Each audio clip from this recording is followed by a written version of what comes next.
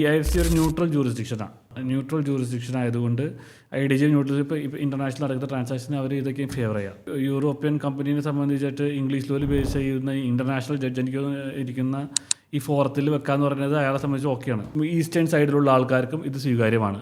അങ്ങനെ അവർ നോക്കുമ്പോൾ അത് ദുബായുടെ സ്ട്രാറ്റജിക് ലൊക്കേഷനും ആ ഒരു അറിയാമല്ലോ ഡെവലപ്മെൻറ്റും ആ ഒരു മാറ്റത്തിൻ്റെയും ഒക്കെ മുന്നിൽ നിൽക്കുമ്പോൾ ആളുകൾക്ക് വളരെയധികം ഫേവറബിളായി ചോദിച്ചു. അപ്പോൾ ഒരുപാടധികം അങ്ങനെ ഒരു ഫോറമായിട്ട് ഇൻ്റർനാഷണൽ ഫോറമായിട്ട് DIFC മാറി. അതായത് ഓഫ് ഷോർ ജൂറിസ്ഡിക്ഷനിൽ DIFCയും ADGM ഒക്കെ ഒരുപാട് മുന്നോട്ട് പോയി. ആർബിട്രേഷൻ എന്ന് പറയുമ്പോൾ എല്ലാവർക്കും ഉണ്ട്. ഇപ്പോൾ ICC ഇൻ്റർനാഷണൽ ആർബിട്രേഷൻ പരിപാടി ഉണ്ട്, ചൈനീസ് ഉണ്ട്, അമേരിക്കൻ ആർബിട്രേഷൻ അസോസിയേഷൻ ഉണ്ട്, ഇപ്പോൾ ഇവിടെ തന്നെ DIAC ഉണ്ട്, ഇന്ത്യയിലുണ്ട് ഡൽഹി ഇൻ്റർനാഷണൽ ആർബിട്രേഷൻ അങ്ങനെ പറഞ്ഞിട്ടൊരു DIAC കൂടി ഉണ്ട്.